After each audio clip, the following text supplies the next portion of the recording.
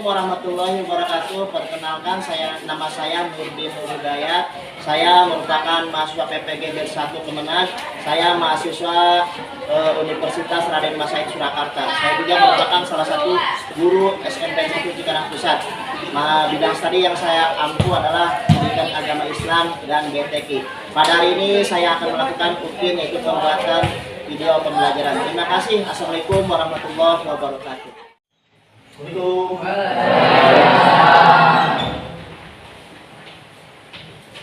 Udah siap? Udah kan?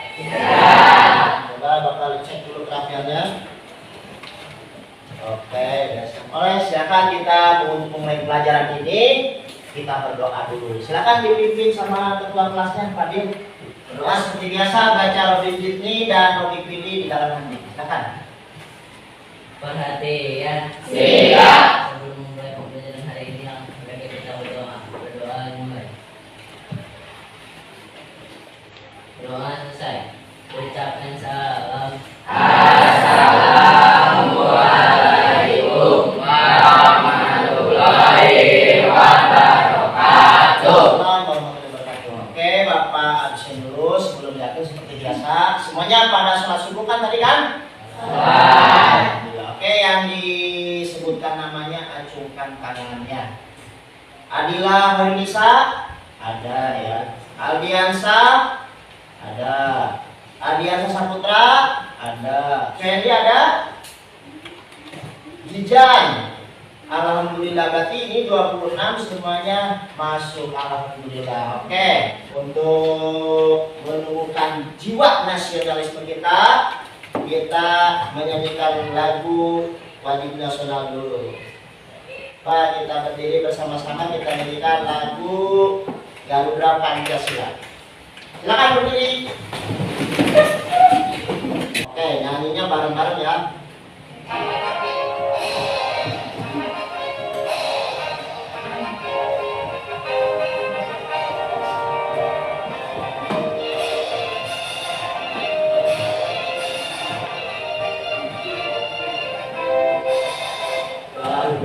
Pancasila, akulah pendukungmu, patriot proklamasi, sedia berkorban untukmu. Pancasila dasar negara, rakyat adil makmur sentosa, terima di bangsaku. Ayo maju, maju, ayo maju, maju, ayo maju, maju. Seperti yang kemarin sudah disampaikan bahwa kita pernah mempelajari hibah dan tagayun. Hubungannya dengan sekarang kemarin yang kita pelajari tentang masalah hibah itu mengunjingkan atau membicarakan kejelekan.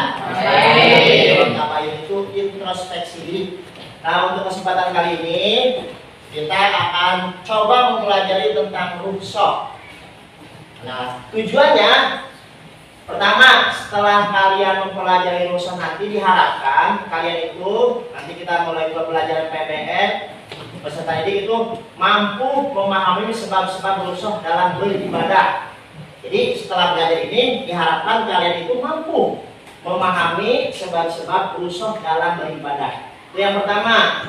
Yang kedua, setelah kalian belajar materi kali ini, kalian diharapkan mampu menjelaskan dan mempraktikkan rukhsah, baik itu rukhsah dalam sholat, puasa, haji, dan zakat. Di sini bisa kita lihat ada 4 gambar. Ini gambar apa? Ada bacanya? Yang ini? Yang ini? Gambar terakhir? Ada yang tahu rukhsah itu apa? Apa? Kemudahan. Kemudahan dalam apa? Beribadah. Betul ya. Jadi rukhsah itu kemudahan dalam beribadah. Nah, di sini lihat ada berapa gambar di situ? Gambar yang pertama tentang apa? Yang kedua? Ibu melahirkan. Ibu melahirkan.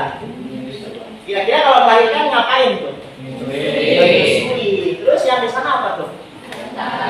Zakat. Ada Pegang apa? Buah. Pegang buah. Sudah berapa gambar tuh? 3. Ya, yang terakhir gambar apa? Lagi. Ada orang tua digendong. Mau kemana? Ke rumah sakit atau kemana? Lagi. Kira-kira itu orang tua mau menggunakan pakaian apa itu?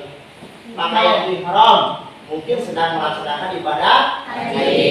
Jadi materi yang kita pelajari hari ini apa tadi? Rusa. Apa rusa itu? Kemudahan. Kemudahan atau keringanan dalam beribadah. Maksudnya dalam kondisi apapun kita tetap yang namanya ibadah itu apa hukumnya? Wajib. Jadi bagaimanapun kondisinya ibadah itu harus diapain? Dilaksanakan. Oke. Kan biasanya Bapak sering menyampaikan. Nah sekarang untuk hari ini kamu simak video berikut ini, kamu dengarkan dan kamu pahami. Nanti ada beberapa pertanyaan dan tugas dari Bapak. Sudah siap? Ya. Assalamualaikum warahmatullahi wabarakatuh. Teman-teman, kita akan belajar bersama tentang workshop. Bersama saya akan Roskiat. Teman-teman tahu apa itu workshop? Workshop secara bahasa memiliki arti keringanan atau pelonggaran. Secara istilah, workshop diartikan perubahan hukum dari hukum asalnya karena sudah termasuk dengan tujuan untuk memberikan pelonggaran dan keringanan. Pada dasarnya, kewajiban tetap harus dilaksanakan sesuai dengan hukum asal. Akan tetapi boleh ditinggalkan atau diganti pada bentuk lain karena sebab atau kondisi tertentu. Contohnya puasa pada bulan Ramadan hukumnya wajib bagi setiap muslim. Akan tetapi, seseorang boleh tidak melaksanakan puasa dikarenakan setiap dalam perjalanan atau sakit dan harus digantikan di hari lain. Kondisi seperti ini dinamakan rukhsah. Surah Al-Baqarah surah kedua ayat 286 disebutkan. Artinya, Allah tidak membebani seseorang menaikkan sesuatu sesuai dengan kesanggupannya. Dia mendapat pahala dari kebajikan yang dikerjakannya, dan dia mendapat siksa dari kejahatan yang diperbuatnya. Pada penyebutan ayat di atas, Allah SWT memberikan aturan kepada manusia sesuai kesanggupannya. Pahala akan diberikan lebih dari apa yang diusahakan, sedangkan siksaan diberikan seimbang sesuai dengan kejahatan yang dilaksanakannya. Dalam hal ini, manusia tidak diberikan badan dan suka. Islam mempunyai asas mudah, ringan, dan tidak sempit. Agama menghendaki kemudahan, bukan kesukaran. Apa saja yang menjadi alasan dibolehkan workshop? A. Tujuan workshop bukan untuk berlaku sering dosa atau menginginkan sesuatu dengan sebagian. B. Orang yang sedang dalam perjalanan atau sakit diberikan keringanan sesuai dengan jarak dan kondisi yang ditentukan. C. Workshop bagi orang jika tidak mampu menjalankannya seperti puasa bulan Ramadan dikarenakan musafir atau sakit. D. Workshop bertujuan mula untuk hiburan dan muslimat dan menjadi keringanannya sampai menemukan kelapangan sesudahnya. Manusia dapat memilih antara melaksanakan azimah atau keperluan semula atau workshop keringanan. Workshop terjadi dua macam, yaitu A. Workshop yang mengandung iktisan atau keperluan. Pelaksanaan azimah atau workshop dikirim oleh seseorang apabila workshop yang dikirim itu lebih baik. Contohnya, musafir tidak berpuasa pada bulan Ramadan. B. Workshop yang membutuhkan hukum azimah. Hukum yang awalnya haram dapat menjadi halal karena workshop dalam keadaan tertentu. Contohnya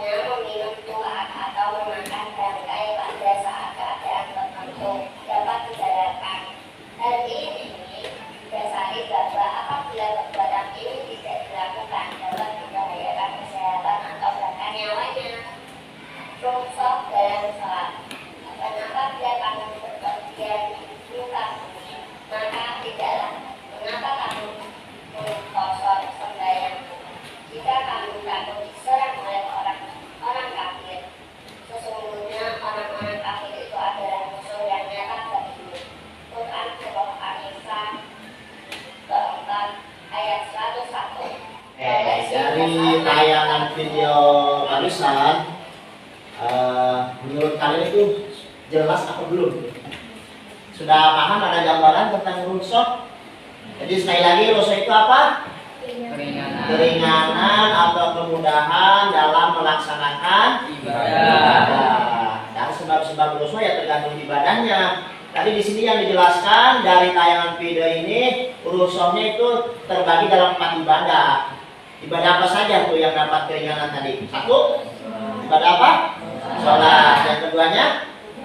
Zakat. Yang ketiganya? Puasa. Yang keempat? Haji. Ibadah haji. Contoh tadi ibadah yang ada rukhsah dalam sholat. Nah, sholat itu kan sehari semalam berapa waktu? 5 waktu. Nah, sebagai seorang muslim itu dalam melaksanakan sholat itu tidak boleh ditinggalkan sesulit apapun. Misalkan contoh kasus, misalkan ada seseorang yang mau dioperasi. Misalkan dia dioperasinya jam 11 siang, perkiraan operasi itu selesai jam 4 sore. Sementara dia harus wajib melaksanakan sholat ya. Atau mungkin operasinya jam 1 lah. Jam 1 siang selesainya maghrib. Nah itu dia wajib sholat. Bagaimana dia melaksanakan sholat asarnya? Kan kalau dulu mungkin bisa kan sebelum pelaksanaan di operasinya itu.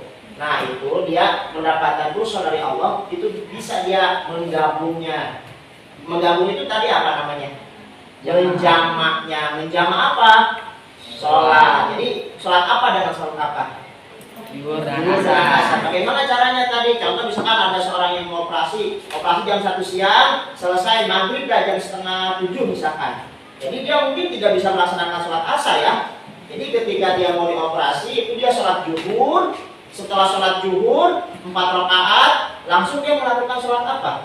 Sholat asar. Jadi melakukan sholat asar di waktu zuhur. Boleh nggak? Boleh. Itu namanya apa? Rukhsah, keringanan. Dan bisa lebih ringan lagi, selain dijamak bisa dikosor. Dikosor kita apa? Diringkas. Diringkas itu berarti yang berapa jadi berapa? 4 jadi 2. 4 jadi 2. Berarti kalau mau dijamak sekaligus dikosor, si orang yang mau dioperasi itu melakukan sholat apa tadi pertama? Berapa rakaat? 4. Kan dikosor. Kalau dikosor apa? 2. Setelah melakukan sholat zuhur 2 rakaat, dia berdiri lagi, usolli lagi, melaksanakan sholat apa? Asar berapa rakaat? 2 rakaat. Itu namanya jamak qasar takdim. Nanti kita akan bahas itu lebih jauh lagi ya. Itu rukhsah dalam beribadah, salah satunya adalah ibadah sholat. Kita akan memberikan tugas. Tugasnya mau individu atau kelompok? Kelompok. Ya kebetulan ini sudah ada berapa kelompok nih? 4 ya. Nanti Bapak bagi tugas 1 kelompok 1 tugas. Ada berapa tadi yang dirukhsahkannya ibadahnya? Ada berapa? Ada 4. Oke. Kita lihat ya di sini.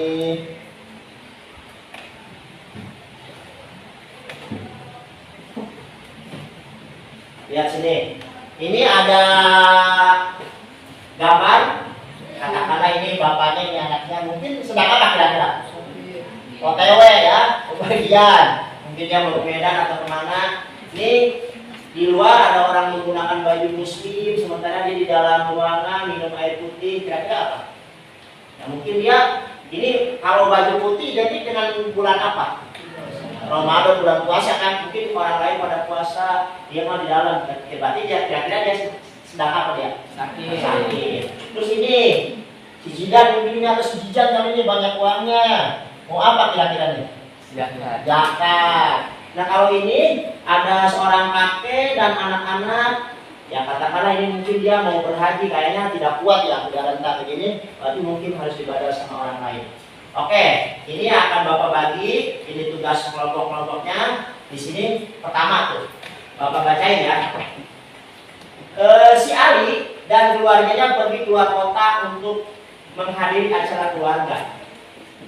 Mereka harus menempuh perjalanan jauh dan tiba waktu sholat zuhur saat mereka masih di jalan. Jadi sebelum sampai sudah tiba sholat zuhur. Di perjalanannya jauh apa dekat? Jauh. Ayah Ali menjelaskan bahwa dalam Islam musafir, apa musafir itu? Orang yang bepergian dan OTW diperbolehkan untuk mengkosor. Apa mengkosor itu? Meringkas sholat dari apa? 4 menjadi 2. Dan menjama, apa menjama itu? Menggabungkan 2 sholat dalam 1. Ini si Ali barunya 12 kali ya.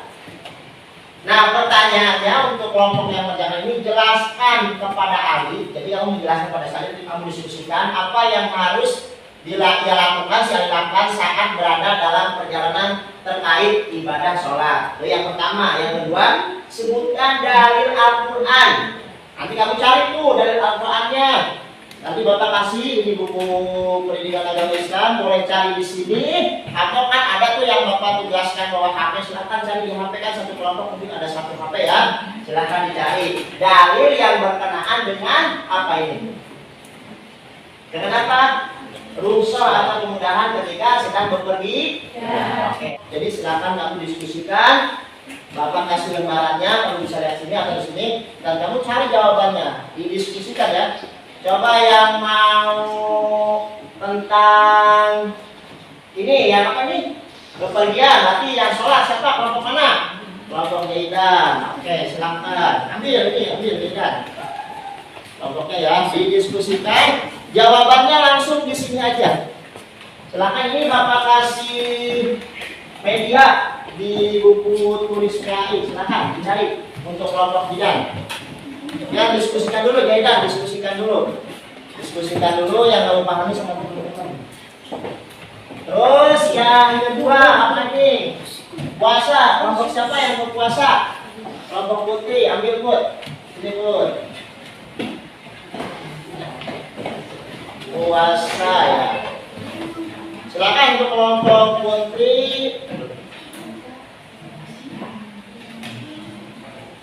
Silakan untuk kelompok kamu didiskusikan, cari di buku ini, dan tadi kan ada yang mau HP, silakan boleh cari di HP. Terus yang zakat kelompok mana? Kelompok Fadil. Oke, zakat silakan. Didiskusikan dulu, diskusikan sama teman-temannya. Ibadah haji kelompok siapa? Dina. Oke, ini kelompok yang kayaknya paling oke gue semua. Semangat ya, silakan diskusikan, ngobrolkan apa yang harus dilakukan dari pertanyaan ini. Silakan dibicarakan dulu. Nah, silakan. Silakan dicari di buku di halaman 200 itu kan kita bab terakhir.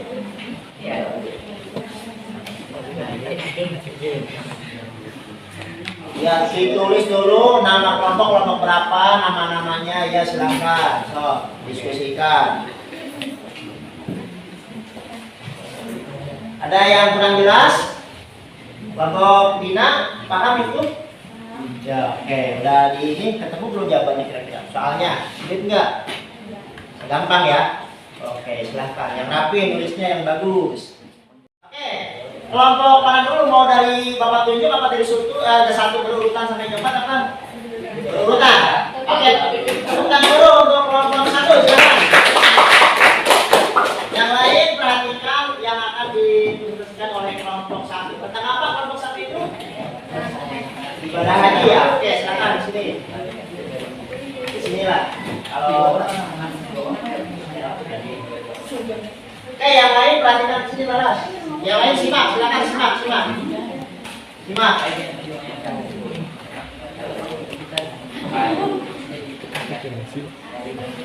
Kelasnya. Depan, dah gitu. Yang kelas, silakan presentasikan. Apa pertanyaannya? Silakan ngomong dulu ke teman-teman. Assalamualaikum warahmatullahi wabarakatuh. Waalaikumsalam warahmatullahi wabarakatuh. Di sini saya akan mempresentasikan jawaban saya. Apa itu? Tadi yang pertanyaannya tentang apa? Coba disebutkan dulu. Masalahnya apa di situ? Masalahnya? Jelaskan kepada Kakek Ali apakah haji bisa diwakilkan kepada orang lain? Pertama itu ya. Yang keduanya? Apa kemudahan lain yang diberikan kepada jamaah haji dalam ibadah haji? Silakan. Jawaban yang pertama, ya, haji boleh diwakilkan kepada orang lain jika seseorang tidak mampu melakukannya.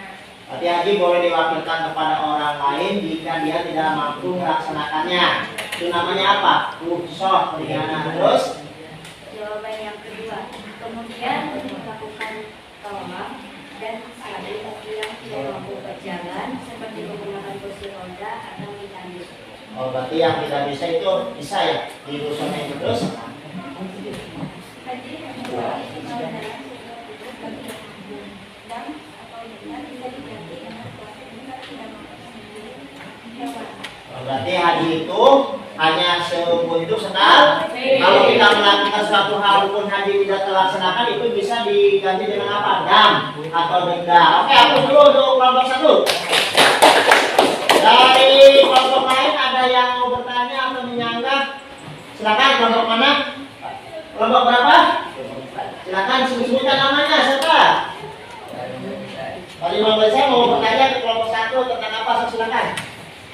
Izin bertanya, penjelasan kelompok minat tentang rusak cukup jelas. Pertanyaan saya adalah, jika orang yang sangat tua beribadah haji, dia tidak mampu berjalan ke tempat dengan baik, bagaimana yang harus dilakukannya? Terima kasih atas pertanyaannya. Ketika orang tua yang beribadah haji tidak bisa atau tidak mampu berjalan, maka musuhnya bisa menggunakan kursi roda atau digendong pada saat tawaf atau sa'i. Jelas ya Fadil? Jadi tadi pertanyaan dari Fadil adalah jika seseorang kan tadi sudah jelas yang disampaikan di kelompok satu ya. Tapi ketika ada orang tua yang tidak mampu melakukan ibadahnya contoh dalam sholat, beli kapal atau sa'i dari kecil, apa yang dilakukannya? Jawabannya tadi boleh menggunakan kursi roda atau digendong ya, tapi pakai jasa di sana. Ada di ketika ibadah di itu ada orang yang apa sih namanya?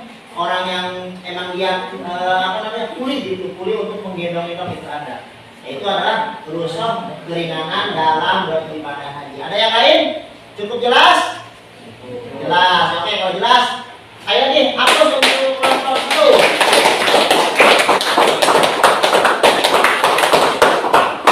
Langsung ke kelompok dua. Silakan perwakilan dari kelompok dua. Tolong disimak yang lain, konsentrasi dari kelompok dua sebelah sini. Sebelah sini, silakan. Apa kelompok dua tentang apa? Silakan. Tentang sholat. Tentang sholat. Tadi ya, yang si Ali itu sama kakeknya ya. Ya. Langsung pertanyaannya apa dan jawabannya apa dari kelompok kamu itu? Pertanyaan pertama, jelaskan kepada Ali apa yang harus ia lakukan Yang lain simak. dalam perjalanan terkait ibadah sholat. Pertanyaan kedua, sebutkan dalil Al-Quran atau hadis yang mendukung kemudahan ini. Oh, silakan. Apa jawaban kamu itu?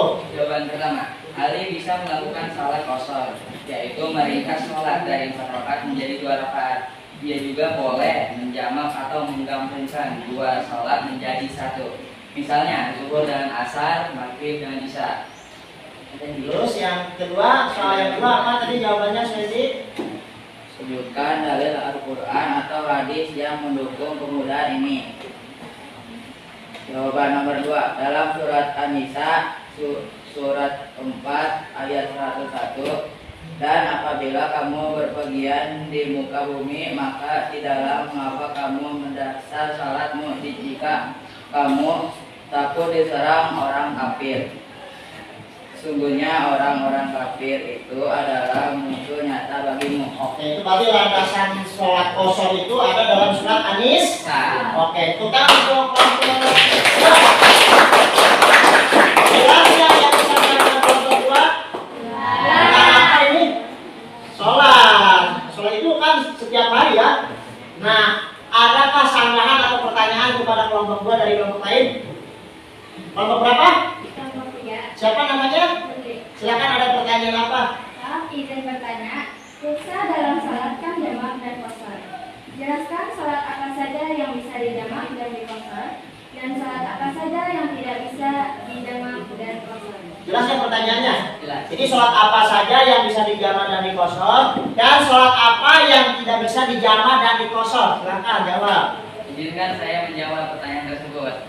Sholat yang bisa diqashar adalah sholat zuhur dan asar, maghrib dan juga isya. sholat yang bisa dijamak adalah zuhur dengan asar dan juga maghrib dan isya. Iya. Adapun sholat yang tidak bisa dikosor dan dijamak yaitu sholat subuh. Oh, berarti yang bisa dijamak itu zuhur maghrib, Ya. zuhur asar, maghrib isya. Adapun yang hanya bisa dikosor yang pas sholat 4 rakaat ya. Berarti Iya. apa tadi? Sholat Zuhur zuhur dan asar dan juga isya. bisa. Berarti kalau yang tidak bisa dijamak dan dikosor sholat apa tadi? Sholat subuh. Sholat subuh. Teman-teman, sholat apa tadi yang bisa dijamak dan dikosor? Sholat apa? Sholat subuh. Kan kalau sholat subuh berapa rakaat? Nah kalau dikosor jadi berapa? 0. Tidak boleh menggabungkan sholat subuh dengan sholat zuhur atau sholat subuh dengan sholat isya. Tidak boleh. Kalau menggabungkan sholat subuh dengan zuhur sama dengan mengawinkan si Dian dengan kambing. Mau nggak Dian? Nggak Mau. Oke. Tepuk tangan untuk kelompok kita. Oke, kita ke kelompok terakhir. Kelompok 4. Silakan siapa yang mau bertanya. Tentang apa ini, Fadil? Zakat. Silakan. Pertanyaannya apa? Jelaskan kepada Ali apakah boleh membayar zakat fitrah dengan uang. Jawabannya, Ali boleh membayar zakat fitrah dengan uang. Ali harus membayarnya sesuai dengan harga makanan pokok, misalnya beras. Ini untuk memudahkan kita membayar zakat. Pertanyaan nomor 2. Zakat harus dibagikan kepada orang-orang yang berhak dengan zakat bagi fikir, miskin dan lainnya. Zakat juga mulai diwajibkan jika orang tidak bisa membayar. Oke, berarti yang masalah yang ada pada kelompok 4 ini tentang masalah jadi zakat itu, kalau zakat fitrah wajibnya abdolnya menggunakan apa? Beras. Makanan pokok orang Indonesia apa? Berarti kalau yang di Arab sana misalkan gandum atau kurma, berarti zakat fitrahnya apa? Ya gandum atau kurma. Nah, berat misalkan males kan bawa beras ke sekolah gitu ya, 3,5 liter atau 2,5 bisa diganti dengan apa? Dengan uang. Tapi tetap abdolnya bayar zakat fitrah pakai apa? Kemarin kita yang zakat fitrah ke sekolah, lewat sekolah pakai uang apa pakai beras? Nah, berarti zakat fitrah menggunakan uang itu boleh tidak? Boleh. Namanya apa? Rukhsah, keringanan dalam beribadah. Di sini ibadahnya ibadah apa? Zakat. Dan ibadah zakat ini dibagikannya ke 8 golongan fakir miskin ya, terutama orang fakir dan Miskin. jelas yang disampaikan kelompok 4? Oke, tepuk tangan dulu buat kelompok 4. Ada pertanyaan untuk kelompok 4? Apa sudah cukup? Oke, sudah cukup, silakan kembali ke tempat. Pertemuan kali ini sudah ke depan semua. Bapak rasa kamu tujuan pembelajaran kita sudah kamu ingat tadi, minimal kamu tahu sebab-sebab rukhsah. Nah, sebab-sebab rukhsah sholat apa tadi? Perjalanan. Sebab-sebab rukhsah berpuasa orang yang itu apa misalkan? Sakit, ibadah haji misalkan dia tidak bisa tawaf dan sa'i karena sakit, harus pakai apa tuh? Kursi roda bisa. Itu sebab-sebab orang melaksanakan rukhsah. Sekarang terakhir Bapak ingin mempraktekkan bagaimana cara menjama atau mengkosor, terutama mengkosor sholat. Yang berapa tadi kalau yang mengkosor sholat itu? 4 rakaat menjadi berapa? 2. Berarti kalau maghrib 3 tuh ya? Bisa dikosor nggak? Tidak bisa. Berarti maghrib 3, diambil 2 jadi 1, bisa nggak? Jadi yang bisa dikosor yang 4 apa tuh? Tambahan, kalau sholat zuhur dan asar itu dijamak boleh. Kalau melaksanakan sholat asar di waktu zuhur namanya jamak takdim. Kalau melaksanakan sholat zuhur di waktu asar namanya jamak takhir. Kalau melaksanakan sholat zuhur dan asar di waktu zuhur, pertama kita sholat zuhur dulu ya. Kalau mau dikosor berapa rakaat berarti? 2. Terus sholat asar berapa? Nah, kalau melaksanakan sholat jamak takhir di waktu asar, kira-kira sholat apa dulu yang dilaksanakan? Zuhur dulu atau asar dulu? Asar dulu, pinter. Karena tuan rumah dulu ya. Kita sholat asar, Allahu Akbar. Kalau dikosor berarti 2 rakaat. Setelah itu melaksanakan sholat apa? Zuhur. Oke, sekarang Bapak pengen praktek sholat kosornya dulu. Bisa nggak nih? Coba untuk Jaidan, Jijan, Fadil sama Putra ke depan dah. Melaksanakan sholat kosor. Sini, depan. Prakteknya. praktek sholat qashar. Ini ya, bagaimana cara mempraktekkan sholat qashar. Ini di zaman misalkan. Oke, imamnya seorang. Siapa yang mau jadi imam? Ya, so, kamu di depan, di sini. Tadi di sini, kamu menghadap ke arah kiblat toh. Ini sini ya. Di sana, makmum. Nah, ceritanya kan kamu ini lagi pergi nih ke Solo. Di tengah perjalanan sudah waktu masuk zuhur. Kira-kira ke Solo itu di tengah perjalanan tibanya maghrib. Berarti yang kamu laksanakan sebaiknya sholat zuhur dan apa? Asar. Di jamak qashar apa jamak aja, apa qashar aja, apa dua-duanya? Dua-duanya. Berarti kalau dua-duanya pertama di jamak ya, melaksanakan sholat apa? Zuhur berapa? Dua. Setelah selesai salam, sholat apa? Asar berapa? 2. Oke, coba bagaimana? Kecuali pada judi qashran gitu. Jaman Allahu Akbar. Saya kalau susah saya niat sholat zuhur jamak qashar 2 rakaat Allahu Akbar. Coba. Saya niat sholat jamak qashar. Saya niat sholat jamak qashar 2 rakaat. 2 rakaat. Karena kamu jadi imam lillahi ta'ala. Allahu Akbar. Yang lain ikutin. Nah, di sini padanya bapak aja. Saya ini bukan sholat asli. Jadi berapa rakaat tuh sholatnya? 2 rakaat. Selesai salam, misalkan sudah selesai salam. Biasanya sholat zuhur berapa rakaat? 4. Ini 2 rakaat. Salam terus ngapain lagi? Berdiri lagi. Niatnya sholat apa? Asar. Padahal itu di waktu apa? Oke, begitu ya? Paham? Oke, kalau oke, kita lanjut ke selanjutnya.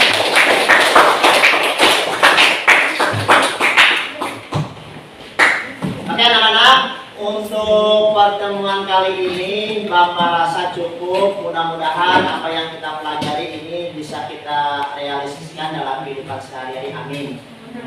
Menurut kamu pembelajaran kali ini kamu banyak mengambil hikmahnya enggak? Ada yang bisa kamu praktekkan dalam kehidupan sehari-hari enggak? Ada. Intinya kita sebagai seorang muslim yang taat tidak boleh apa? Nah, tidak boleh meninggalkan ibadah walau sesulit apapun, karena Islam sudah memberikan apa? Rukhsah atau keringanan kepada umat Islam supaya kita tetap istiqomah dalam beribadah. Oke, itu saja pertemuan kali ini. Kita akan bertemu lagi di kesempatan yang lain, mungkin bab berikutnya yaitu tentang Bani Umayyah dan yang lainnya. Untuk pertemuan kali ini kita baca alhamdulillah bersama-sama. Alhamdulillah. Silakan dirapikan kelasnya. Setelah ini pelajaran yang lain siapkan untuk pelajaran berikutnya. Bapak, kita tutup dengan bacaan Kafatul Masjid. Bisa bacanya? Subhanallahumma wa bihamdika asyhadu an la ilaha illa anta astaghfiruka wa atubu ilaik. Bapak tutup dengan kalam summa salam. Assalamualaikum warahmatullahi wabarakatuh. Waalaikumsalam warahmatullahi wabarakatuh.